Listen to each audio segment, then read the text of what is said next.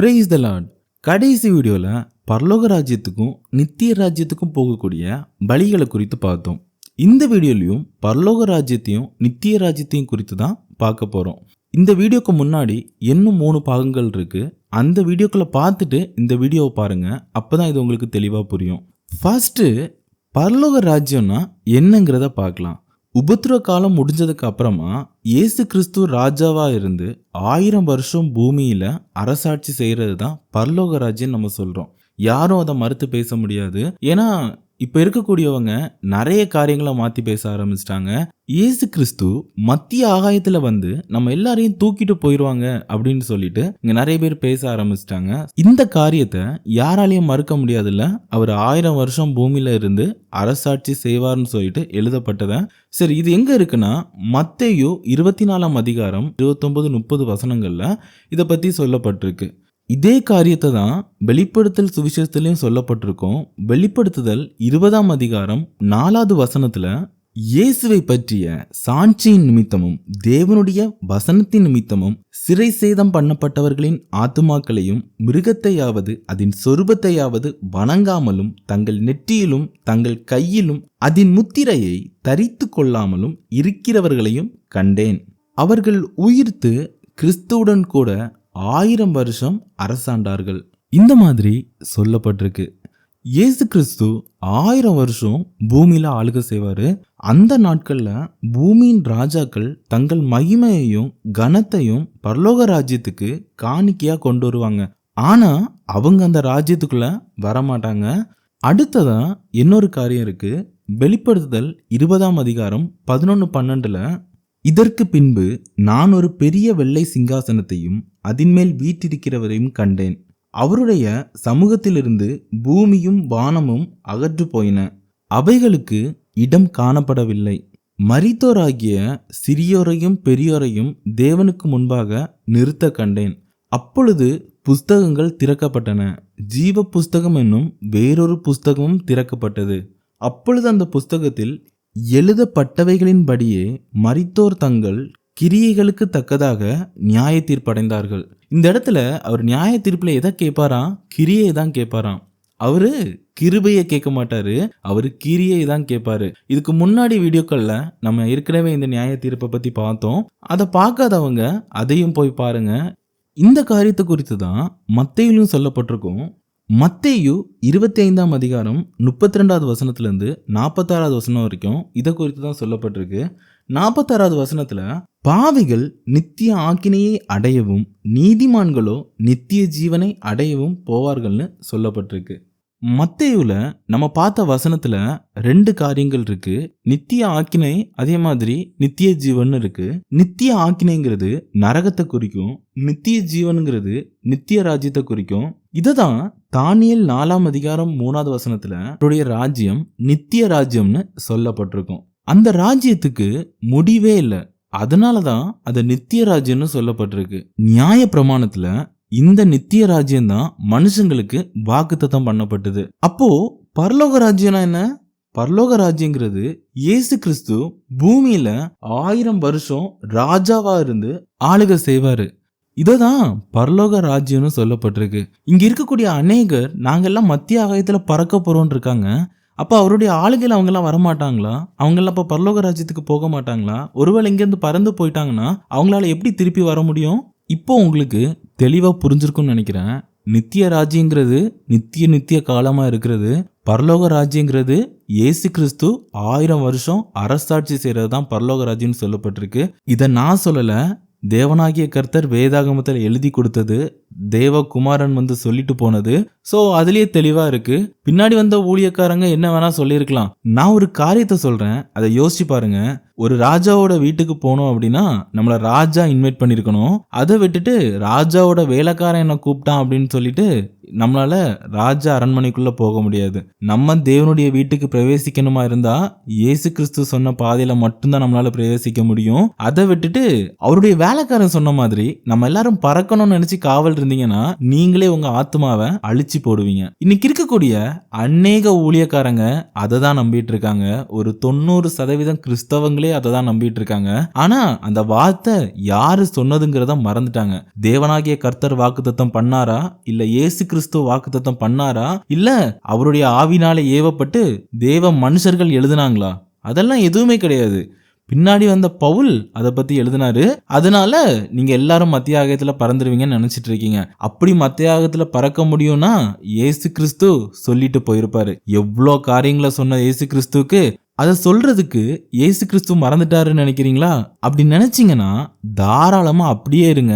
ஒரு நாள் அவர் இந்த பூமியை சந்திக்கும் போது யாருப்பா நீன்னு கேட்பாரு. அவருக்கு நீங்க பதில் சொன்னா போதும். சரி, நம்ம கடைசி வீடியோல நித்திய ராஜ்யத்துக்கும் பரலோக ராஜ்யத்துக்கும் ஒரு மனுஷன் போறதுக்கு அவர் என்ன வழி சொன்னாரு அப்படிங்கிறத பார்த்தோம். இயேசு கிறிஸ்துவ கிட்ட ஒரு மனுஷன் நான் நித்திய ராஜ்யத்துக்கு போறதுக்கு என்ன பண்ணணும்னு கேட்கும்போது கற்பனைகளை கை கொள்ளு சொன்னாரு. பரலோக ராஜ்யத்துக்கு ஒரு மனுஷன் போகணும் அப்படின்னா என்ன பின்பற்றி வான்னு சொன்னாரு. அவர் பின்பற்றணும்னா என்ன சொன்னாரு?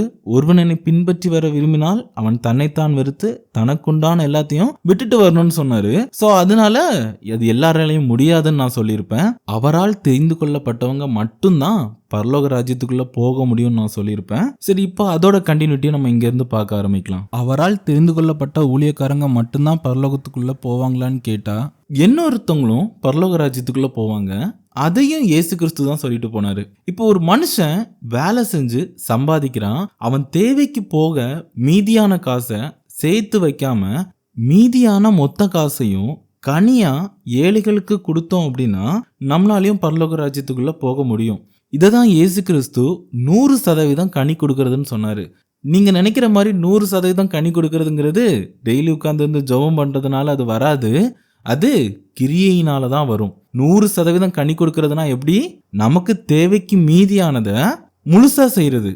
இதுக்கு நான் ஒரு எக்ஸாம்பிள் சொல்றேன். ஒரு மனுஷன் மாசம் 25,000 ரூபாய் சம்பாதிக்கிறான். அவனுடைய தேவைகள் எல்லாம் போக அவனுக்கு 1,500 ரூபாய் மிச்சம் வருது. அந்த 1,500 ரூபாவை அவன் சேர்த்து வைக்காம அது முழுசா அவன் ஏழைகளுக்கு செஞ்சான் அப்படின்னா அது 100% கனி கொடுக்கறதுக்கு சமம். இப்படி பண்றது எல்லாராலையும் முடியாது. கர்த்தர் மேல விசுவாசம் இருக்கிறவங்க மட்டும்தான் இப்படி 100% கனி கொடுக்கறாங்க. நான் கர்த்தர் மேல விசுவாசமா இருக்கேன்னு சொல்லி கிரியை இல்லாத விசுவாசம் செத்த விசுவாசமா இருக்கு. அவங்களுக்கு என்ன நம்பிக்கை இருக்கு? எந்த நம்பிக்கையும் கிடையாது. ஆண்டவர் அவர் அங்க இருக்கட்டும். எங்களோட நம்பிக்கை யாரு? எங்களுடைய சபை பாஸ்டர் தான் எங்களுடைய நம்பிக்கை. ஆண்டவர் மேலலாம் எங்களுக்கு எந்த நம்பிக்கையும் கிடையாது. அவர் ஒருவேளை தரலனா, ஒருவேளை அவர் எங்களை நடத்தலனா நாங்க என்ன பண்ணுவோம்? அதனால எங்களுடைய நம்பிக்கை முழுசா யார் மேல இருக்கு? எங்க சபை பாஸ்டர் மேலதான் இருக்கு. பாஸ்டர் ஒன்னு சொன்னா செய்வாங்களே தவிர இயேசு கிறிஸ்து சொல்லியோ பிதா சொல்லியோ எல்லாம் இவங்க கேட்க மாட்டாங்க. சரி, நம்ம இதோட கண்டினியூட்டியை பார்க்கலாம். இந்த மாதிரி ஆண்டவர் மேல இருக்கக்கூடிய விசுவாசத்துல அந்த மாசம் மீதியானதை சேர்த்து வைக்காம அவங்க முழுசா செய்யறத தான் இயேசு கிறிஸ்து என்ன சொன்னாரு? நாளைய தினத்தை குறித்து கவலைப்படாதீங்கன்னு சொன்னாரு. நாளைய தினம் தன்னுடையதுக்காக கவலைப்படும். அந்தந்த நாளுக்கு அதினதின் பாடு போதுன்னு சொன்னாரு. இந்த வசனத்தை நம்மள அநேகர் கேட்டிருப்போம். எவ்வளவு ஆறுதலான வசனம். நாளைய தினத்தை குறித்து நீ கவலைப்படாதன்னு சொல்லியிருக்காரு. அதனால நான் கவலைப்படாம இருப்பேன்னு சொல்லி இருந்தீங்கன்னா நீங்க கவலைப்படக்கூடிய காரியம் உங்களுக்கு சம்பவிக்கும். இந்த வசனத்தை அவர் யாருக்கு சொன்னார் அப்படின்னா அவர் மேல இருக்கக்கூடிய விசுவாசத்தினால நான் எனக்கு மீதியானதை சேர்த்து வைக்காம நான் செஞ்சிட்டேன். அவர் என்ன நடத்துவாரு. அவர் என் கூட இருக்காரு. நான் யார் மேல உள்ள விசுவாசத்துல செஞ்சேன்? தேவனாகிய கர்த்தர் மேல இருக்கக்கூடிய விசுவாசத்தினால நான் இதை செஞ்சிருக்கேன். அதனால அவர் என்ன நடத்துவார். நான் நாளைய தினத்தை குறித்து கவலைப்பட மாட்டேன்னு சொல்லிட்டு தைரியமா இருக்கலாம். அந்தந்த நாளுக்கு அதினதின் பாடு போதும் நம்மளால இருக்க முடியும். இந்த மாதிரி 100% கனி கொடுத்து கூட நம்மளால பரலோக ராஜ்யத்துக்குள்ள பிரவேசிக்க முடியும். பரலோக ராஜ்யத்துக்கு போறதுக்கு நித்திய ராஜ்யத்துக்கு போறதை விட இன்னும் அதிகமா ஒரு சில கட்டளைகளை அவரு கொடுத்தாரு. ஒருவன் நியாய பிரமாணத்தை கை கொண்டு அதன் வழியில நடப்பான் அப்படின்னா கண்டிப்பா அவனுக்கு இயேசு கிறிஸ்துவின் இரத்தத்தினால பாவ மன்னிப்பு கிடைக்கும். அவன் நித்திய ராஜ்யத்துக்கு போகலாம். பரலோக ராஜ்யத்துக்கு போகணும் அப்படின்னா ஒன்று அவரால் தெரிந்து கொள்ளப்பட்டவனா இருக்கணும். அவனை அவர் நடத்துவாரு.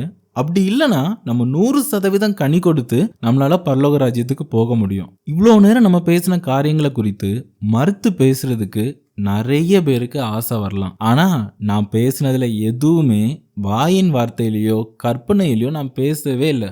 ஒவ்வொரு வார்த்தையும் பேசும்போது அதுக்கான வசனத்தை ஆதாரமா சொல்லியிருக்கேன். வசனம் ஆவியாயும் ஜீவனுமாவும் இருக்கு. நீங்க அதை மறுத்து பேசுறீங்க அப்படின்னா அதுக்கான பலன் உங்க தலையின் மேல இருக்கட்டும். இப்போ நியாயப்பிரமாணத்துக்கு யாரு பழைய ஏற்பாடுன்னு பேர் வச்சாங்கிறத பார்க்கலாம். இயேசு கிறிஸ்துவனும் நியாயப்பிரமாணத்துக்கு பழைய ஏற்பாடுன்னு பேர் வைக்கல.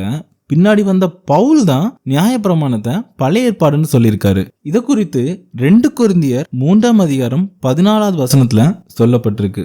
இன்னைக்கு அநேகர் இயேசு கிறிஸ்து சொன்னாலும் நாங்க கேட்க மாட்டோம், அவருடைய வார்த்தைக்கெல்லாம் நாங்க கீழ்ப்படிய மாட்டோம், அவரு சொல்றதெல்லாம் எங்களுக்கு தேவையே இல்லை, பவுல் சொல்றதுக்கு தான் நாங்க கீழ்ப்படிவோம்னு சொல்லி இருக்காங்க. பவுல் கமாலியன் கிட்ட நியாயப்பிரமாணத்தை கத்துக்கிட்டாரு. ஆனாலும் அந்த வழியில் அவர் நடக்கல. நியாயப்பிரமாணத்துல கொலை செய்யாதிருப்பாயாகங்கிறது கட்டளை. ஆனா பவுல் ஸ்தேவானை கொலை பண்றதுக்கு துணை போறாரு. இதே மாதிரி நியாயப்பிரமாணத்தில் நீ உன்னிடத்தில் அன்பு கூறுவது போல பிறனிடத்திலும் அன்பு கூறுவாயாகன்னு சொல்லப்பட்டிருக்கு. ஆனா பவுல் பிரதான ஆசாரியர்களிடம் நிருபங்களை வாங்கிக்கிட்டு தமஸ்குவுக்கு போய் கிறிஸ்தவங்களை கட்டி எருசலேமுக்கு கொண்டு வந்து சித்திரவதைப்படுத்தணும்னு ஆசைப்பட்டார். பவுல் நியாயப்பிரமாணத்தை கை கொள்ளவே இல்லை. அவர் நியாயப்பிரமாணம் கொல்லுன்னு சொன்னாரு. இவருக்கு நியாயப்பிரமாணத்தை பத்தி பேசுறதுக்கு எந்த தகுதியும் இல்லை. இவர் நியாயப்பிரமாணத்தை மறுத்து பேசியிருப்பாரு. நியாயப்பிரமாணம் யார் எழுதி கொடுத்தது? தேவனாகிய கர்த்தர் எழுதி கொடுத்தது. அத ஒரு மனுஷன் மறுத்து பேசுறான். அப்போ நீங்க யோசிச்சு பாருங்க, நான் இதுல சொல்றதுக்கு ஒண்ணுமே இல்லை. தேவனாகிய கர்த்தர் சொன்ன ஒரு வார்த்தைய ஒரு மனுஷன் மாத்தி பேசி அந்த வார்த்தையில நீங்க நடக்கிறீங்கன்னா உங்களோட முடிவு எப்படி இருக்கும்? அதை நீங்களே யோசிச்சுக்கோங்க, அது எப்படி இருக்கும் அப்படின்னு சொல்லிட்டு. தேவனாகிய கர்த்தர் எழுதி கொடுத்த நியாயப்பிரமாணத்துடைய வார்த்தைகளை பவுல் மாத்திருப்பாரு. கிரியையினால் அல்ல, விசுவாசத்தினால் மனுஷன் நீதிமான் ஆக்கப்படுகிறான்னு சொன்னாரு. எப்படி தேவனாகிய கர்த்தர் கிரியையினால ஒரு மனுஷன் நீதிமான் ஆக்கப்படுவான்னு சொன்னா, இவர் கிரியையெல்லாம் தேவையில்ல, மனுஷனுடைய விசுவாசம் மட்டும் போதும்னு சொல்றாரு. ஒரு மனுஷன் பிளேட்ல இருக்கிறத சாப்பிட வேண்டாம், எனக்கு அதை பார்த்தாலே வயிறு நிறைஞ்சிரும்னு நினைச்சா வயிறு நிறைஞ்சிருமா, அப்போ அவன் அதை சாப்பிட வேண்டாம். சாப்பிட்டா தானே வயிறு நிறையும். அந்த மாதிரி தான் உங்களுடைய கிரியைக்குள்ள பலன் தான் கிடைக்கும்.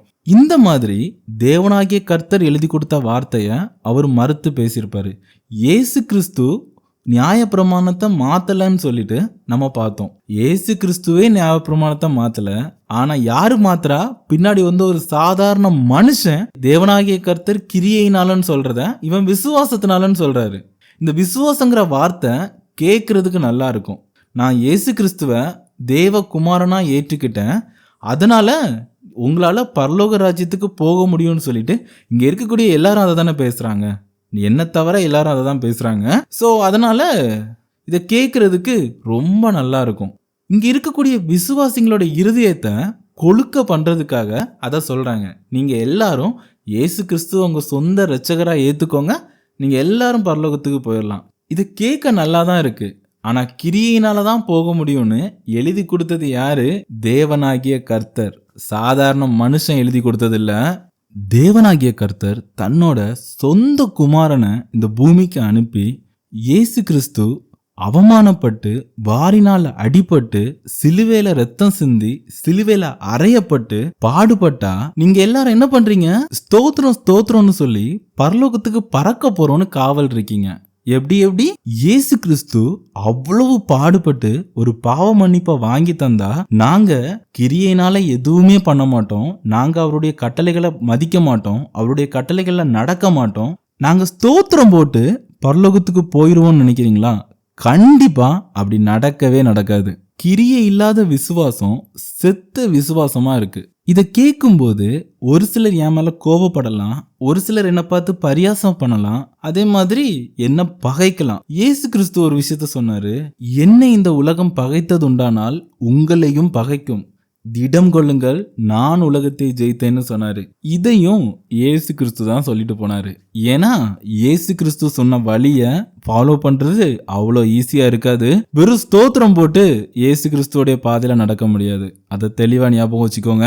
இன்னைக்கு இருக்கக்கூடிய ஊழியக்காரங்க சொல்ற மாதிரி நீங்க 24 மணி நேரம் ஜெபம் பண்ணாலும் சரி, என்ன உபவாசம் இருந்தாலும் சரி, டெய்லி வாரம் தவறாம சர்ச்சைக்கு போனாலும் சரி, இல்ல உங்க பாஸ்டருக்கு எவ்வளவு காணிக்க கொடுத்தாலும் சரி, அதனாலலாம் நீங்க பரலோகத்துக்கு போக போறது இல்ல.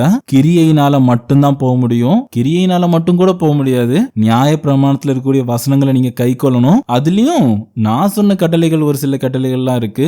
அது அவர் சொன்னதுதான். உங்களுக்கு தெரியாததுனால அதை திரும்ப நான் ஒரு தடவை சொல்லியிருக்கேன். உண்மைகள் சில நேரங்கள்ல கசக்க தான் செய்யும். கிறிஸ்தவமும் அத மாதிரிதான். அவ்வளவு சுலபமா இருக்காதுல்ல. நீங்க யோசிச்சு பாருங்க. சாதாரணமா வெறும் ஜெபம் பண்ணிட்டு வெறும் சர்ச்சுக்கு போயிட்டு ஒரு மனுஷனால பரலோகத்துக்கு போக முடியும்னு நினைக்கிறீங்க? ஆஃப்டர் ஆல் ஒரு நாள் சம்பாதிக்கிறதுக்கே என்ன பாடுபடுறீங்க? அப்படி இருக்கும்போது பரலோக ராஜ்யத்தையே நம்ம வாங்கணும் அப்படின்னா அவ்வளவு ஈஸியா இருக்கும்? வெறும் ஜெபத்தினால வாங்க முடியும்? ஜெபமே ஜெயம்னு வாழ்ந்துகிட்டே இருப்பீங்க அப்படின்னா ஒரு நாள் நியாய தீர்ப்புல போய் நீங்க நிப்பீங்க. அன்னைக்கு உங்ககிட்ட பேசவும் முடியாது, உங்ககிட்ட பேசுறதுக்கும் ஒன்னும் இருக்காது. நல்ல மனுஷனுக்கு தேவனாகிய கர்த்தர் நல்ல வேலையை தான் கொடுப்பாரு. பவுலுக்கு தேவன் கொடுத்த வேலை நல்ல வேலை இல்ல. அவர் என்ன வேலை கொடுத்தாருங்கிறத பார்க்கலாம். புற ஜாதியாருக்கும் ராஜாக்களுக்கும் இஸ்ரவேல் புத்திரருக்கும் என்னுடைய நாமத்தை அறிவிப்பதற்காக நான் தெரிந்து கொண்ட பாத்திரமாய் இருக்கிறான். அவன் என்னுடைய நாமத்தின் நிமித்தம் எவ்வளவாய் பாடுபட வேண்டும் என்பதை நான் அவனுக்கு காண்பிப்பேன் என்றார். எப்படி? அவர் எவ்வளவு கோபம் இருந்திருந்தா அவர் இப்படி பேசியிருப்பாரு. அவர் பேசியிருக்கத மறுபடியும் நான் சொல்றேன் கேளுங்க. அவன் என்னுடைய நாமத்தின் நிமித்தம் எவ்வளவாய் பாடுபட வேண்டும் என்பதை நான் அவனுக்கு காண்பிப்பேன் என்றார். அவர் அவனுக்கு நல்ல வேலை கொடுக்கல. ஏன்னா அவனுடைய முந்தின கிரியை அது நல்லதா இல்ல. இத நான் ஏன் நல்ல வேலை இல்லைன்னு சொல்றேன் அப்படின்னா, ஆண்டவரை அறியாத ஜனங்கள் கிட்ட போய் ஆண்டவருடைய சுவிசேஷத்தை சொல்லும் போது அவங்க அடிப்பாங்க. அந்த அடியும் வாங்க வேண்டியிருக்கும். இது ஆண்டவரை அறியாத ஜனங்க கிட்ட போய் அடி வாங்கறதுக்காக போறது. ஏன் ஆண்டவர்கிட்ட நல்ல வேலை இல்லைன்னு நினைக்கிறீங்களா? ஆண்டவர்கிட்ட நல்ல வேலையும் இருக்கு. இதுதான் ஏசாயா தீர்க்க தரிசனத்துல தேவனுக்கு பயந்து அவருடைய வார்த்தைக்கு கீழ்ப்படுகிறவர்களை ஆசாரியர்களாகவும் லேவியர்களாகவும் அதாவது ராஜாக்களாகவும் தெரிந்து கொள்வார்னு சொல்லப்பட்டிருக்கும். அவர் எப்படி தெரிந்து கொள்வாரா? ஆசாரியரா தெரிந்து கொள்வாரு, லேவியரா தெரிந்து கொள்வாரு. இந்த மாதிரி அவர்கிட்ட நல்ல வேலையும் இருக்கு. அப்போ தேவனுக்கு பயப்படாதவங்களை அவர் என்ன பண்ணுவாராம்? தேவனுக்கு பயப்படாதவங்களை என் கீர்த்தியை கேளாமலும் மகிமையை காணாமலும் இருக்கிற ஜாதிகளின் தேசமாகிய தர்சீஷுக்கும் வில்வீரர் இருக்கின்ற பூலுக்கும் லூதுக்கும் தூபாலுக்கும் யாவானுக்கும் தூரத்தில் உள்ள தீவுகளுக்கும் அனுப்புவார். அவருக்கு பயப்படாதவங்கள அவர் எங்க அனுப்புவாரா? அவரை அறியாத ஜனங்கள் கிட்டையும் ஆபத்தான ஜனங்கள் இருக்கக்கூடிய இடங்கள்லயும் கடலுக்குள்ள இருக்கக்கூடிய தீவுகளுக்குள்ளயும் அவர் அனுப்புவாராம். இதை நான்லாம் சொல்லல, இது பைபிள்ல இருக்கக்கூடிய வசனம் தான். பைபிள் வாசிச்சிருந்தீங்கன்னா உங்களுக்கு தெரிஞ்சிருக்கும். இது நல்ல வேலை இல்ல, இது அதிகமா பாடுபட வேண்டிய வேலை. இந்த வேலை செய்யறது ரொம்ப கஷ்டம். இது எல்லாராலையும் முடியாது. இதுக்கு தான் பவுல தேவனாகிய கர்த்தர் அழைச்சாரு. இன்னைக்கு இருக்கக்கூடிய ஊழியக்காரங்க இயேசு கிறிஸ்து சொன்ன காரியங்களையோ தேவனாகிய கர்த்தர் சொன்ன காரியங்களையோ பத்தி பேசவே மாட்டாங்க. அவங்க எல்லாருமே அதிகமா பவுலை பத்தி தான் பேசுவாங்க. ஏன்னா அவர் தான் இந்த உலகத்துல பிழைப்புக்கு தர்ம பணம் பிரிக்கலான்னு வழி சொல்லி கொடுத்தாரு. இன்னைக்கு இது காணிக்கையா மாறிடுச்சு. இயேசு கிறிஸ்து இந்த உலகத்துல பிழைப்புக்கு எந்த வழியும் சொல்லி கொடுத்துட்டு போல. பவுல் எழுதின எதுவுமே வசனம் கிடையாது. ஏன்னா அதுக்கு முன்னாடியே தேவனாகிய கர்த்தர் சொல்லியிருந்தாரு, சாட்சி ஆகங்களை கட்டி என் சீஷருக்குள்ளே முத்திரையிடுன்னு சொன்னாரு. அப்படின்னா சீஷரோட வேதாகமும் முடிஞ்சு போச்சு. பவுல் சாதாரண ஊழியக்காரர் மட்டும்தான். பவுல் இயேசுவோட சீஷர் இல்ல. அவர் இயேசு கிறிஸ்துவ பார்த்ததில்ல, இயேசுடைய உபதேசத்தை கேட்டதில்ல, இயேசு கிறிஸ்து சொன்னது எதுவுமே பவுலுக்கு தெரியாது. அப்போ நீங்க எல்லாரும் கேட்கலாம், அப்ப வேதத்துல பவுல் எழுதுனத எதுக்காக சேர்த்தாங்க அப்படின்னு சொல்லிட்டு நீங்க கேட்கலாம். காரணம் என்னன்னா, மனுஷன் நன்மை தீமை அறியத்தக்க விருட்சத்தை புசிச்சிருக்கான். அதனால மனுஷங்க தான் நன்மை தீமைய பகுத்தறிய வேண்டும். இததான் எரேமியா 2ஆம் அதிகாரம் 13வது வசனத்துல ஜீவ தண்ணீர் ஊற்றாகிய தொட்டியும் தண்ணீர் நிற்காத வெடிப்புள்ள தொட்டியும் உங்கள் முன் இருக்கிறது. நீங்க எதை தெரிந்து கொள்வீங்க? தேவனாகிய கர்த்தர் சொன்ன நியாய பிரமாணத்தையா இல்ல பவுலின் உபதேசத்தையா? பவுலின் உபதேசம் வெடிப்புள்ள தொட்டியா இருக்கு, தேவனாகிய கர்த்தர் சொன்ன நியாய பிரமாணம் ஜீவ ஊற்றா இருக்கு. நீங்க பவுலின் உபதேசத்தை ஃபாலோ பண்ணீங்கன்னா உங்களால பரலோகத்துக்கும் போக முடியாது, நித்திய ராஜ்யத்துக்கும் போக முடியாது. இயேசு கிறிஸ்து எந்த இடத்துலயும் கிருபைங்கிற வார்த்தைய பயன்படுத்தவே இல்லை. இயேசு கிறிஸ்து ஆரம்பத்திலிருந்தே நிறைய ஓமைகளை சொன்னாரு, நிறைய காரியங்களை ஜனங்களுக்காக சொன்னாரு, பரலோகத்துக்கு போறதுக்கான வழிய சொன்னாரு. ஆனா கிருபைங்கிற வார்த்தைய அவர் பயன்படுத்தவே இல்லை. நியாய தீர்ப்புல கிருபைங்கிற வார்த்தை இல்லவே இல்லை. கிரியைங்கிற வார்த்தை நிற்கும், கிருபைங்கிற வார்த்தை நிற்காது. நியாய பிரமாணம் கிரியையினாலதான் இருக்கு, அதுல கிருபைக்கு இடமே இல்லை. கிருபைங்கிறது ஒரு தந்திரமான சொல். இன்னைக்கு இருக்கக்கூடிய கிறிஸ்தவங்க இயேசு கிறிஸ்து என் மேல கிருபையா இருக்காருன்னு சொல்லுவாங்க. எப்படி நான் அவர் சொல்றதெல்லாம் எதுவும் கேட்க மாட்டேன், நான் பவுல் சொல்றதையும் எங்க பாஸ்டர் சொல்றதையும் தான் கேட்பேன். ஆனா இயேசு கிறிஸ்து என் மேல கிருபையா இருக்காரு அப்படின்னு சொல்லுவாங்க. அதுவும் அழகா ஒரு ஸ்லாங்ல சொல்லுவாங்க, இயேசு கிறிஸ்து என் மேல கிருபையா இருக்காரு அப்படிம்பாங்க. இப்போ நாம முக்கியமான ஒரு பார்ட்டுக்குள்ள வந்துட்டோம். இதுதான் ரொம்ப முக்கியமான பார்ட், ஓகேவா? இன்னைக்கு இருக்கக்கூடிய கிறிஸ்தவங்களுடைய எல்லாருடைய நம்பிக்கையா என்ன இருக்குன்னா, நாங்க எல்லாரும் மத்திய ஆகாயத்துல எடுத்துக்கொள்ளப்படுவோம். எங்க எடுத்துக்கொள்ளப்படுவோம்? மத்திய ஆகாயத்தில் எடுத்துக்கொள்ளப்பட்டு இயேசு கிறிஸ்து வரும்போது எக்கால சத்தம் கேட்கும்போது நாங்க எல்லாரும் மத்திய ஆகாயத்துல இயேசு கிறிஸ்துவோட பறக்க போறோம்னு காவல் இருக்காங்க. நான் ஃபர்ஸ்ட் சொன்னேன், பரலோக ராஜ்யங்கிறது பூமியில 1000 வருஷம் அரசாட்சின்னு சொன்னேன். இயேசு கிறிஸ்து ராஜாவா இருந்து அரசாழ்வார்னு சொன்னேன். சரி, அதெல்லாம் உங்களுக்கு தெரியாது, ஸோ அதெல்லாம் விட்டுருங்க. இப்போ நம்ம இந்த கதைக்குள்ள வருவோம். பவுல் என்ன சொல்லியிருக்காரு?